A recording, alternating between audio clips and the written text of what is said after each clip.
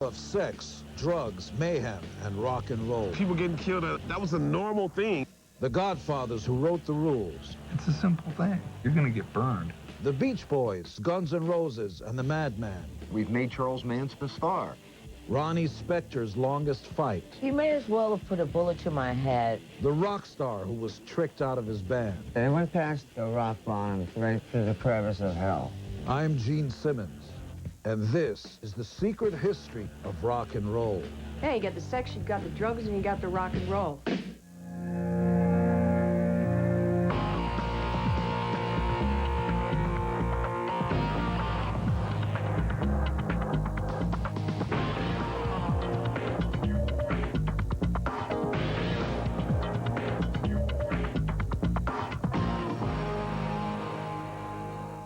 Throughout its history, rock and roll has flaunted an outlaw image, from Elvis and Jerry Lee Lewis all the way to Eminem. But you might not realize that beyond the pose, behind the hit records, true criminality has ruled and shaped the soundtrack of our lives.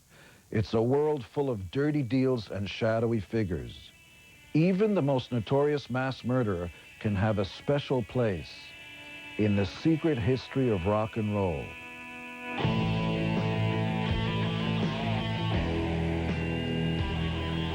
Well, when I first came to California, as it happened, I was backstage with Jim Morrison at the Fillmore, and one of the first things Jim said to me as he was pumping my flesh was, "It's cool up here, man, but L.A. is really where the devil is at." Like many rock stars, Eric Burdon of the Animals came to Los Angeles for 1967's Summer of Love, with no idea that true evil was about to change the music scene forever. Charles Manson ended up in the LA music scene. He wanted to become a rock star. And in the late 60s, to be a rock star was the best kind of power you could have. David Dalton was on the scene as a writer for Rolling Stone magazine, and he was close friends with a man who'd become Manson's unlikely mentor in the rock and roll business, a Beach Boy. Dennis Wilson of the Beach Boys picked up two of the Manson girls hitchhiking, and they took him to the Spahn Ranch where Manson had his headquarters. And of course Manson immediately saw in Dennis Wilson somebody who could really get him into the music scene. Dennis Wilson eventually invited Manson and his girls to move into his house on Sunset Boulevard. Dennis was a true wild child, and we'd get a little drunk and stoned or whatever, and he would say things like, "Charlie is really cosmic, man, you know." Well, you know, he listens to Beatles records and he gets messages from them. He played Helter Skelter and Piggies. And he tried to explain what Charlie saw in these tracks. Dennis Wilson must have heard something in Charles Manson's music, because he convinced the other Beach Boys to record one of his house guest songs. Dennis Wilson bought one of Manson's songs called "Cease to Exist," and it was recorded on the Beach Boys' 2020 album. Cease to exist. Yes, there's an actual Charles Manson composition on a Beach Boys album. But you wouldn't know it, because Dennis Wilson took credit for the song himself. And he changed the title of the song to "Never Learn Not to Love." And when Manson saw that Dennis had changed the title of the song, he got very upset. But Dennis Wilson's biggest mistake was introducing Manson to his friend Terry Melcher. Terry Melcher produced records for groups like the Byrds and Paul Revere and the Raiders. He was also the son of Doris Day. Terry recorded Charlie singing his songs, and he promised him a record contract, which eventually he reneged on. And, you know, Charlie, of course, was, you know, enraged at this. What followed was one of history's most infamous crimes. In August 1969, Charles Manson sent his followers on a mission to murder. 5 people were slain at the home of director Roman Polanski and his bride, Sharon Tate. Polanski was in Europe at the time. His wife, 8 months pregnant, was among those killed. The couple had moved into the house only weeks earlier. Its previous occupant was Terry Melcher. Charlie Manson felt ripped off by the music industry in L.A., and I believe that's the reason that Charlie Manson chose to go to that house. Charles Manson and his followers were convicted and sent to prison. But in the years to follow, there would be a strange reversal of fortune. Dennis Wilson drowned, a drug addict and alcoholic. And from behind prison walls, Charles Manson became something of a celebrity. In the words of Spin magazine editor Alan Light, something of a rock star. There's always been a certain amount of fascination with Charles Manson as this, you know, maybe sort of cool underground figure. Someone's got to be insane. Someone's got to be the bad guy. In a way, Charles Manson had that sort of rock star vibe to him. In 70s punk and 80s heavy metal, Manson was a symbol of evil. By the early 90s, he was just another pop figure. Kids even wore Manson t-shirts, following the example of rock star Axl Rose, singer of the top-selling band Guns N' Roses. I think Axl in particular saw as this sort of punk rock gesture just to try to piss everybody off. But no one expected this would lead to the top of the charts. In 1993, Guns N' Roses recorded a Charlie Manson song called Look at Your Game Girl. Look at your game girl. The song, composed by Charles Manson, appeared as a so-called hidden track on the top 10 Guns N' Roses album, The Spaghetti Incident. The song wasn't even listed on the cover, but royalties were still owed to the writer. He got the publishing rights on a song on a multi-platinum album. In maximum security prison, convicted killer Charles Manson stood to collect hundreds of thousands of dollars in songwriting royalties. There was immediate public outrage and protest led by Sharon Tate's sister, Patty. From what I've heard some young people speak about, you know, they think that Charles Manson is this really cool, weird guy. And this is what Axl Rose has allowed to happen. Ricky Rocket of Poison saw the method behind the apparent madness. I thought it was a brilliant move, personally. Why? Because they wanted reaction and they got it, you know? But more surprisingly, amid the uproar, an attorney saw a chance to find justice. 23 years ago, I filed a lawsuit on behalf of the young man sitting to my left. And we were able to obtain a judgment of $500,000 for this young man for the loss of his father. Back in 1970, attorney Nathaniel Friedman had won a wrongful death suit against Charles Manson on behalf of Bartek Frykowski, whose father was murdered along with Sharon Tate. No one ever expected to collect. With thanks to Geffen Records, they have indicated cooperation that they're going to pay any royalties arising from that song to Bartek Frykowski. Because of the judge's ruling in 1970, Guns N' Roses record label diverted Charles Manson's royalties to the survivor of one of his victims. It seems the American justice system has its own way of working things out. And I'm grateful for that. Axl Rose and his bandmates gave their portion to a Save the Dolphins Foundation. As the secret history continues, Ronnie Spector discovers her rock and roll marriage took away her rock and roll royalties. And every time I go to a movie, I'd hear one of my songs. And then it started to bother me.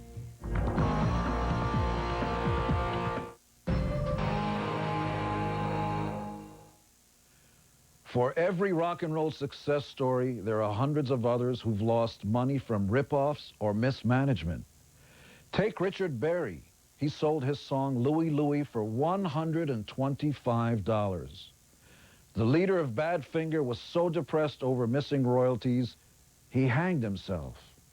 But few have fought back as long and as hard as Ronnie Spector, who'd been denied royalties and rights through marriage. When she first hit the charts in 1963, She was Ronnie Bennett of Spanish Harlem, lead singer of the Ronettes, rock and roll's ultimate girl group. That's all I ever wanted to do was sing rock and roll. I want to sing, and I want to sing rock and roll, and I want to do it the rest of my life. And I did. I followed my dream. Ronnie really was the archetypal first rock and roll chick. Madonna has said that she always wanted to sound like Ronnie Spector looked. But pop journalist and author Jerry Hershey says the Ronettes' legacy was always tied to their producer, the eccentric Phil Spector.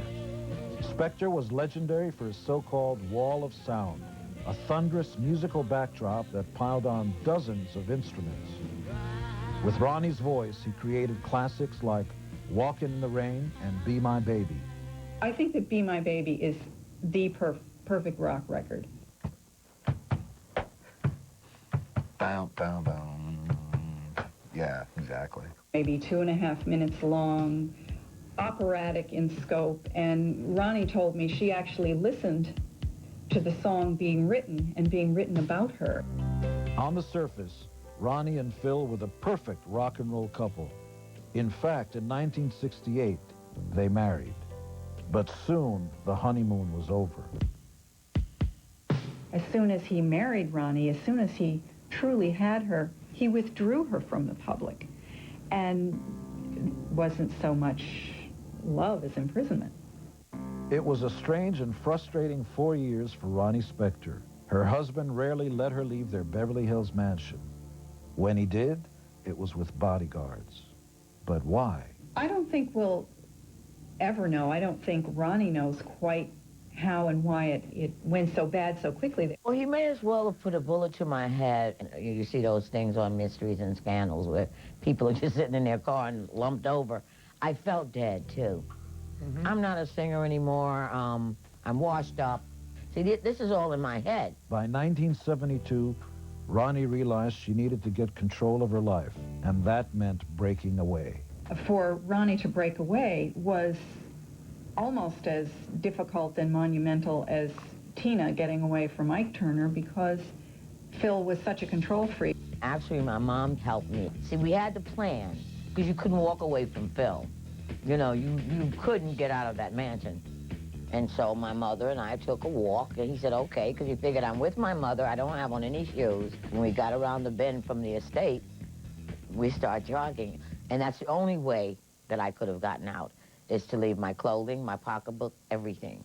Ronnie Spector returned to New York City 10 years after she'd left it. And over the next several years, she found that many fans and friends were anxious to work with her. I was working with Bruce Springsteen in the E Street Band. I was working with Southside Johnny and the Asbury Jukes. Billy Joel wrote and recorded a song for her and about her, Say Goodbye to Hollywood. Ronnie Spector looked forward.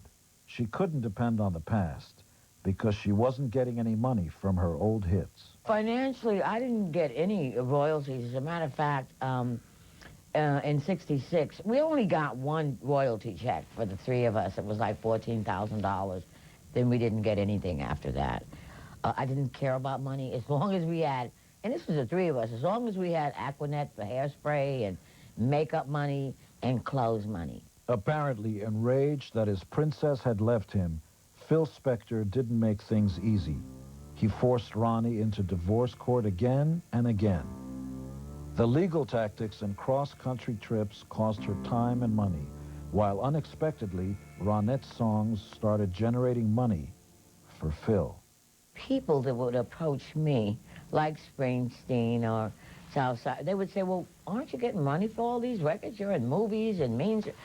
And I would say no. I never even thought that I was supposed to receive money. By the early 1980s, it was more than a few films. Ronette's music from the 60s was bringing in millions. The Ronette sound recordings over time became amongst the most valuable that were being licensed in movie, TV, and commercial use settings. I was remarried and I was having children. And every time I'd go to a movie, I'd hear one of my songs. So that's really got me angry, because that's my performance. That's what I do. Phil Spector and his companies were were receiving tons of money from my voice. Ronnie Spector finally took legal action in 1985. She turned to Chuck Rubin, a former rock and roll agent who'd started the Artists' Rights Enforcement Corporation, fighting to restore royalties and dignity to singers and songwriters. Now, Phil Spector is, I guess you can say he's an icon. He's considered to be a great producer, and all that is true. But it's also true that he doesn't like to pay his artists. Chuck Rubin got the law firm of Peltz and Walker on the case. After Alex Peltz filed suit in 1988, Phil Spector fought back on other fronts, refusing to grant Ronnie rights to perform her classic songs on television because he owned them. This was how people knew Ronnie Spector. It was almost like she couldn't go out and say her name. Her identity in radio and TV and whatnot had just been taken from her. But despite those tactics and countless delays, Ronnie pressed on.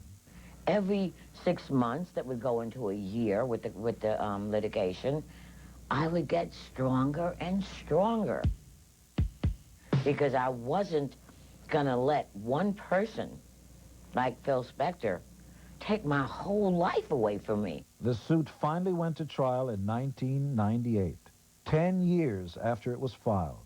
Attorney and author Stan Sucher was there as a reporter for legal journals. I attended a good portion of the Ronettes trial against Phil Spector, and it was really a good slice of rock and roll history in a lot of ways. Phil Spector had two walls of defense. He claimed Ronnie gave up all rights to royalties in their divorce agreement, and he insisted the other two Ronettes didn't deserve any money because they only sang in concert, not on the records. Phil Spector came across to me as a lucid witness, but I would say that he also was trying his best to win the judge's sympathy. As a matter of fact, when I walked in, he was talking like this, and when I walked in, it was a pin stuck in him, and he slumped over, and that made my day. For the first time in Phil Spector's life, he couldn't say a word. Testimony from both divorce attorneys indicated that Ronnie did not give up her rights to future unforeseen licensing royalties. Ronnie's attorneys refuted the claim that the other Ronettes didn't sing on their records. What my lawyers did was they played 6 of my records for the judge. And once the judge heard, he could never say that. It took 2 more years, but in June 2000, the judge ruled. Ronnie Spector and the Ronettes were entitled to 50% of all licensing income. They were awarded $2.6 million. Oh, I felt vindicated as a woman. I felt vindicated as a performer, as a singer. I felt vindicated because I'd worked so hard to make those records and to finally, after all those years and years of going through hell, I felt very vindicated just to know that I won.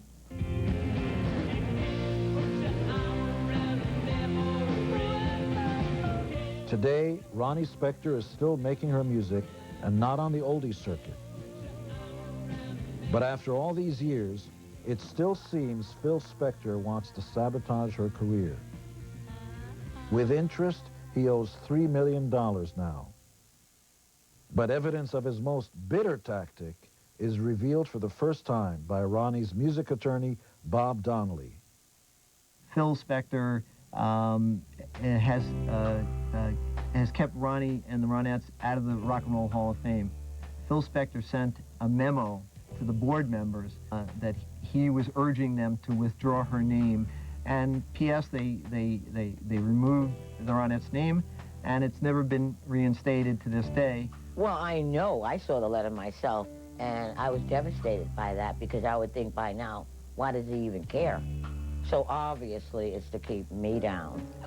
I think it's a great thing to be in, but it doesn't bother me not to be because I do my shows. I still go out and do what I love best, which is performing. So of course I would love to be in the Hall of Fame, but if I'm not, so be it. Still ahead, what links the murderous Menendez brothers to Ricky Martin? and the rock and roll superstar who lost it all to drugs and betrayal by his best friends. I had a heart attack, a stroke, I was in a coma for 5 days.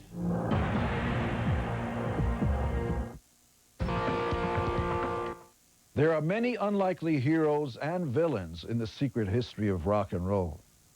And then there are those who fit somewhere in between, like the infamous murder victim with a secret musical past. On August the 20th, 1989, video executive Jose Menendez and his wife Kitty were murdered in the living room of their Beverly Hills mansion.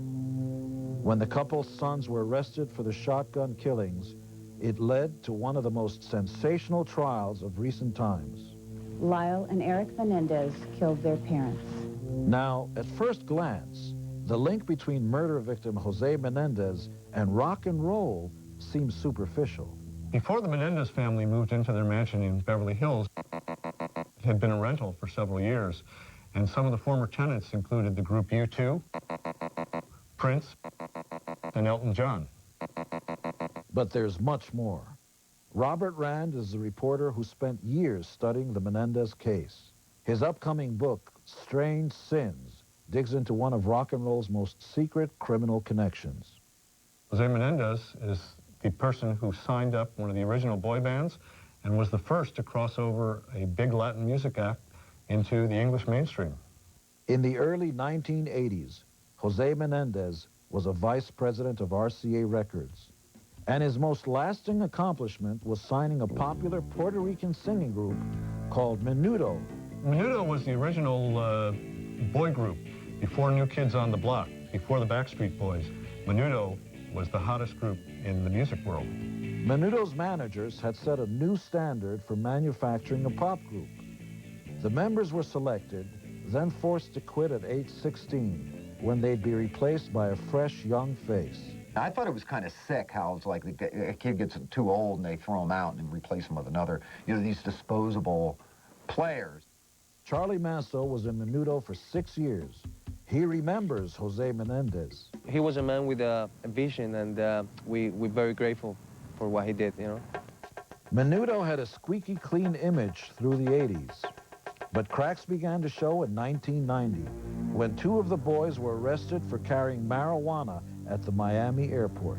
How much did you have on you? How many drugs? Anything. Just people talk a lot, but we never do that thing. Shortly after that, a photographer, Bolivar Arellano, who had traveled with the group for many years, came forward with reports that 9 of the 27 former Menudo members had been molested by men who were running the group.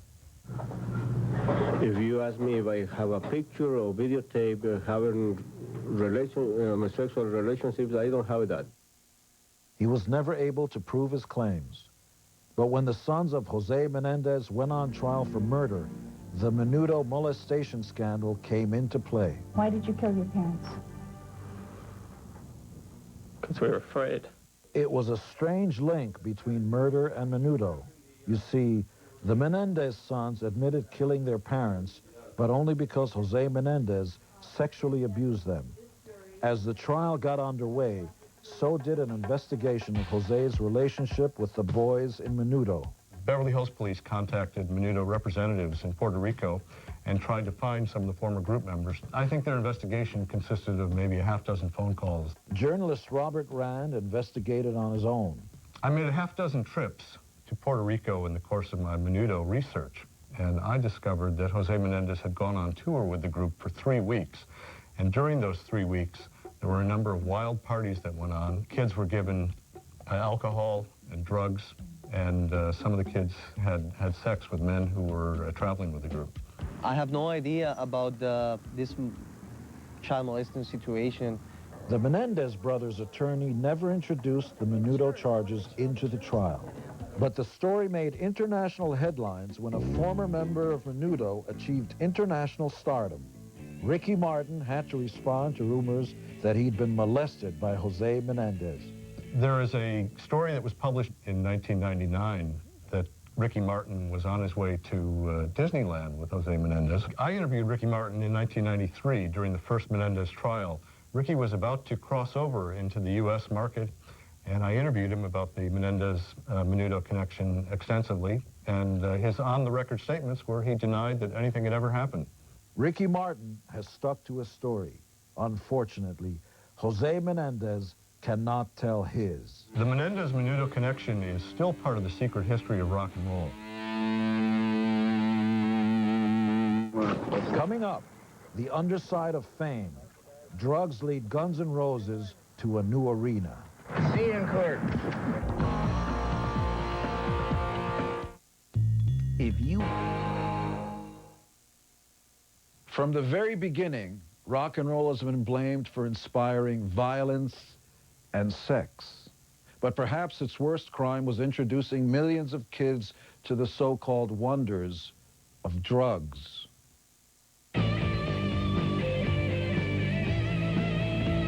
I hate drugs. They've ruined my family. They've ruined my nervous system. I took enough drugs. You know, I overdosed on heroin, coke, ecstasy. Quaaludes and cocaine. If you didn't do it, you were strange. You know, like David Lee Roth said, you know, I don't have a drug problem. I can afford them. They went past the rock bottom, right to the crevice of hell. Steven Adler used to be a rock and roll star, one of the biggest in the world, drummer for the band Guns N' Roses. But that was before drug abuse led to what he considers the greatest tragedy. It got him kicked out of his own band. You know, I like what Steven did in Guns N' Roses as a drummer. Guns N' Roses would sell tens of millions of albums in the 80s and 90s. Led by the unpredictable vocalist Axl Rose, they'd fill arenas around the world and define every excess in rock and roll: the sex, the outrage, the mayhem. But they're tearing up the stage. And the drugs. Drug abuse that would lead to Steven Adler's heart attack and a stroke that now affects his speech.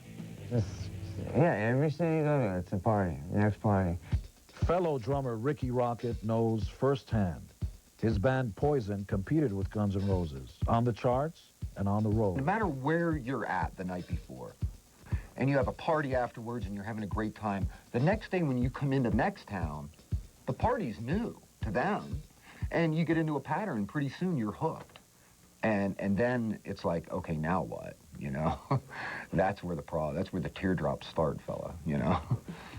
Steven Adler and other members of his band became addicted to drugs like heroin and cocaine.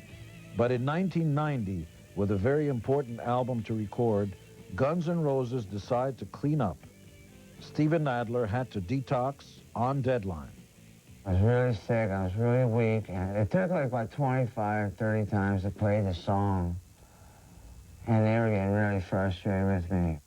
Drug withdrawal affected his drumming, so his fellow band members told Steven Adler he was being put on probation until the drugs were kicked. The manager had him sign a series of papers. All I remember is colored paper clips, because Doug was saying, just sign it, all the colored paper clips. All 100 of them, you know, just sign all. And I had no idea what I was doing. As it turns out, Steven Adler wasn't on probation at all. He was out of the band, signing away his partnership, his royalties, his reason to live. I tried to kill myself. 3 years after he was fired, Steven Adler sued Axl Rose and the rest of his band. See you in court. In a nutshell, the Guns N' Roses suit with Steven Adler comes down to the rest of the band maintains that they all cleaned up, and Adler didn't. Steven Adler's argument was unique, at least to those outside the secret world of rock and roll. He'd been on drugs because that was part of the Guns N' Roses job description. I was just smoking and doing it because the other guys were doing it. I just wanted to be a part of my band, a gang. Midway through the trial, the case was settled. Steven Adler was awarded $2.5 million and his royalties. The jury's sympathies were obvious as Adler left the courtroom. Oh, yeah, they gave me hugs. Because they could see, because these guys, what they did to me, they saw it was wrong. Today, Axl Rose leads a new version of Guns N' Roses. And like so many kids dreaming of rock stardom, Steven Adler plays along to Guns N' Roses albums in his bedroom, softly, so as not to disturb the neighbors. And after all these years, he still dreams. Only this time, it's for a chance to try again. The secret of any business, really, but music and entertainment, it's very simple. Just don't do the drugs. Coming up, the secret godfather of the secret history of rock and roll. This portion of Core TV is brought to you by Lubriderm Skin Renewal with PHA. The secret criminal history of rock and roll stretches all the way back to its birth. And one man who saw an opportunity to cash in any way he could. You may not recognize his name, but his influence is everywhere. Morris Levy was kind of a rock and roll godfather. Yeah, that'd be an appropriate term. He was the mob's guy in the music business. Morris Levy couldn't sing or play an instrument, but he became a rock and roll player. He got in on its infancy. He started grabbing up the rights to its most important product, the music. He cut out the artists and invited in the mob. He was a new kind of businessman. He was economically powerful because he made a lot of money in the record business early on. William Nadelsater covered the music business, the mob, and Morris Levy for the Los Angeles Times. He was able to get things done and that other people couldn't get done because of the fear of the guys in the background, the guys in the dark suits. Morris Levy's associations with the mob went back to when he was a kid. The street kid from the Bronx got into the music business in the 1940s, running New York City jazz clubs. In 1949, he opened up the most legendary jazz club of all, Birdland, on West 52nd Street. He met all the guys who owned the clubs who were wise guys, and that's where the talent played. So when the record business came along as a big business, it wasn't a big step to represent talent and start up a record company. Morris Levy started his record company in 1956. He named it Roulette, and he gambled that it would cash in on the new craze called rock and roll. They had a big, long string of success with Jimmy Rogers and Tommy James and the Shondells and Joey D and the Starlighters and Frankie Lyman and the Teenagers. And Morris sort of used that as his base to expand into other areas of the music business, into all areas. Morris Levy was a very astute businessman in terms of the value of music publishing and sound recordings. Stan Sucher wrote about Morris Levy in his book, They Fought the Law. He was one of the first to be so highly aggressive in securing as many song copyrights as he could. Back in the early days of rock and roll, most people thought that this was a flash in the pan. Morris Levy could be called to some extent a visionary. But there was one problem in the way Morris Levy often took ownership of these songs. He didn't write them. He simply put his name to them and took the royalties. They were worth millions. Yeah, he was supposedly the co-author of the famous Frankie Lyman hit, Why Do Fools Fall in Love? And collected a royalty as a songwriter, the co-writer on that song. Well, he didn't write that song. He just was powerful enough and scary enough to say, I wrote that song, you know, and they put his name down. Kenny Laguna was there. He recorded for Roulette in the 1960s with groups like Tommy James and the Shondells. I wouldn't say you could say Morris muscled in. I think he had a 3-year-old daughter that wrote more songs than Cole Porter, but if you wanted to play in Morris's ballpark, you had to play with Morris's rules. Chuck Rubin managed some of the artists Morris ripped off, including Frankie Lyman himself. If his artists would come to him and say, you know, where are our royalties? You know, what about our royalties? He says, if you want royalties, go visit the Queen. I can't pay you because I'll have to pay everybody? Everybody listening here. Mr. Rock and Roll is here. Morris Levy also managed the most influential rock and roll DJ of the 50s. Alan Freed came out of Cleveland and spread the beat across America. He actually coined the term rock and roll. Morris Levy then trademarked the phrase and tried to charge people money for using it. And when Alan Freed broke the law and took payola, money from record companies to play their records, Morris Levy took a cut. In all the FBI documents, they suspected that, that Morris Levy was behind the whole payola scandal of the 50s that involved Alan Freed. Payola? Yes, it definitely exists today. But it's not a sense of like, hey, give me $100, I'll play your record. It's a little bit more subtle now. By the 1970s, Roulette Records' influence had faded, but Morris Levy's influence was everywhere. He owned publishing companies, the Strawberry Record store chain. He was even powerful enough to take on the Beatles. In the spring of 1970, Levy sued the Beatles for copyright infringement.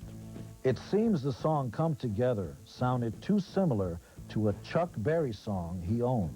The lawsuit led John Lennon to make a settlement offer in 1973. John Lennon agreed to record an album of old rock and roll songs to which Morris Levy owned the music publishing rights. Again, Morris Levy stood to make millions. But when John Lennon didn't finish the rock and roll album quickly enough, Levy got hold of the unfinished tapes and released them as a mail-order album, available only through his record company.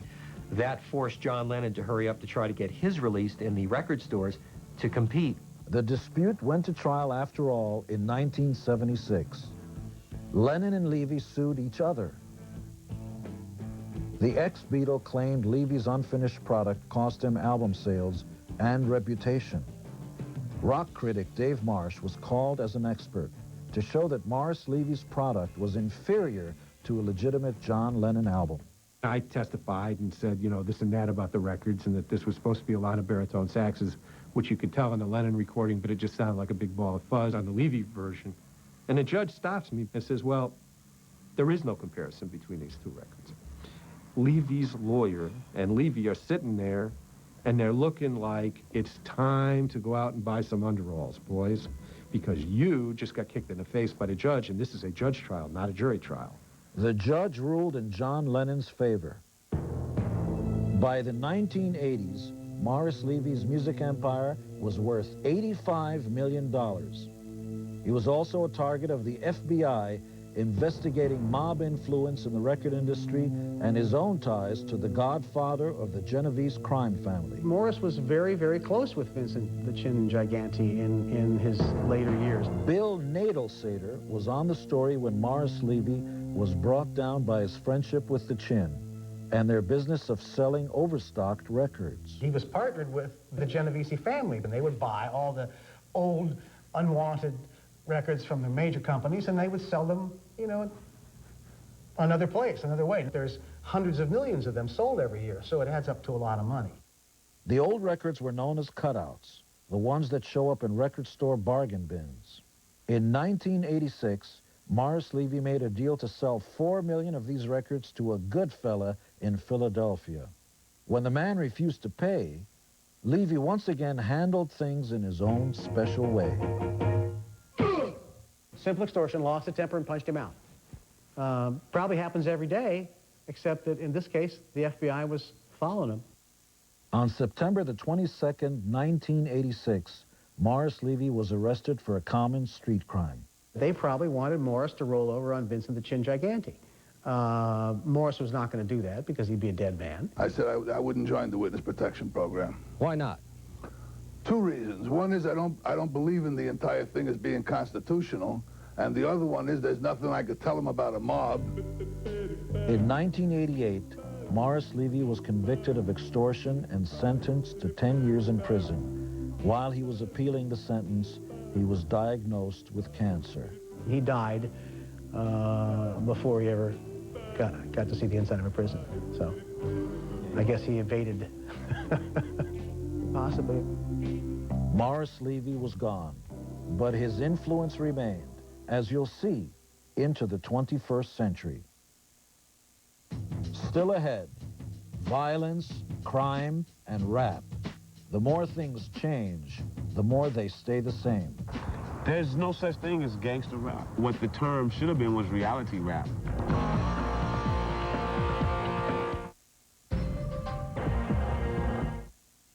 The secret history of rock and roll is crowded with thugs and gangsters, cheaters and criminals. And don't believe it's a thing of the past. because at least one music mogul carries the tradition of Morris Levy and others into the 21st century. The rise of rap music over the past decade has gone hand in hand with violence. The murders of superstars Biggie Smalls and Tupac Shakur only increased their fame and sales. The courtroom dramas of players like Sean Combs only played into the image. But no one reigned as big and bad as Suge Knight. The 300-pound former college football star from Compton, L.A., known for threats, violence, gang connections, and his wildly successful Death Row Records, home of gangster rap. A lot of people say a lot of bad things about Suge Knight. But in our actuality, Suge Knight made a lot of money for a lot of people. Coolio is one of the biggest rap stars in the world. He tries to put Suge Knight's crimes and accomplishments into perspective. He didn't do anything that hasn't been done. It's all been done before, man. Well, some people did get killed, but you're talking about people getting killed that was a normal thing. I mean, record companies used to hire a hitman and have him on the payroll. William Nadelsater sees the parallels, the influence, and direct links between Suge Knight and Morris Levy. Morris Levy financed the startup of Sugar Hill Records, first company that ever did a rap song. It's hard to imagine that Suge Knight would be inspired by a white Jewish businessman in New York. But a lot of the same things happened back in the 50s. People have had their legs broken in Morris Levy's office. People have been held out a window. You know, I'm going to drop you. In fact, one of Suge Knight's most notorious incidents involves a balcony and the white rapper Vanilla Ice. Vanilla Ice was the Elvis of rap, which is what it was called back then. And he had hits. Ice Ice Baby was his big hit. Stephen Ivory has covered the rap scene for publications as diverse as Vibe and Billboard. He recalls a legendary episode in which Suge allegedly convinced Ice to sign over rights to his greatest hit. As I'm told, Vanilla Ice resisted signing these papers that would sign over the publishing to Suge Knight. So Suge Knight had him hung over a balcony of the hotel that they were in. I got the picture, you know, it didn't take a genius to figure out, you know, what was going on. Had him hung by his ankles. Signed over some points off of the record. It's worth a few $1 million. You get hung by your ankles, when you come up, you will sign your mother's life away. The world knows about it, you know, and it's like beating a dead pig, you know, it's just leave it alone. Vanilla Ice doesn't like talking about it, but he admits he gave at least some publishing rights to Suge Knight. I see where you're aiming. You know what? I'm not gonna mention anything else about Suge Knight. The new Vanilla Ice remains upbeat about his near-death experience. He says his balcony scene was good for music because Suge Knight used his money to help start Death Row Records, the most powerful independent label since Morris Levy's Roulette. You know, like I said, and I'll say it again, and I want y'all not to edit this out, the money that I did, you know, contribute, I'll say, went to a good cause, and, you know, the Chronic record and Tupac Shakur is two of the most awesome rap artists to ever live. So I'm grateful, so to speak, that I could contribute to that. So there. Mr. Suge Knight would go to prison in 1997 for violating parole from an assault conviction. At the time, he was a suspect in the murder of Notorious B.I.G. But since his release in spring 2001, many realized that Suge Knight's actions were not so out of the ordinary or even outrageous when compared to the ones who came before him. From Britney Spears to the Backstreet Boys to Slayer to Slipknot. I don't care who you are. You name one person to me. I want to hear it. If there's any celebrities out there that have not been screwed over by somebody along the line in your career, let me know your past. And let the world know it too. And if it hadn't happened, then you must just got famous in the past year. You wait a couple years.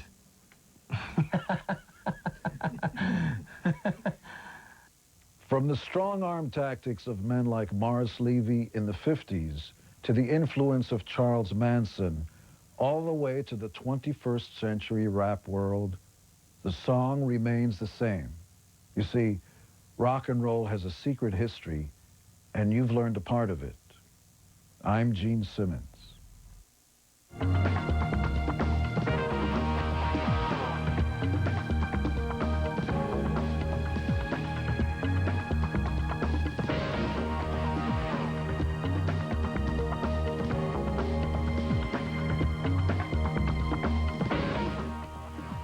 Next on Profile, looking for redemption, an arsonist targets those who have cheated death. He's ritualistic, he's habitual, and he has the sexual stability of a minx. Can Sam and the BCTF douse his burning impulses? Profile, next on Court TV.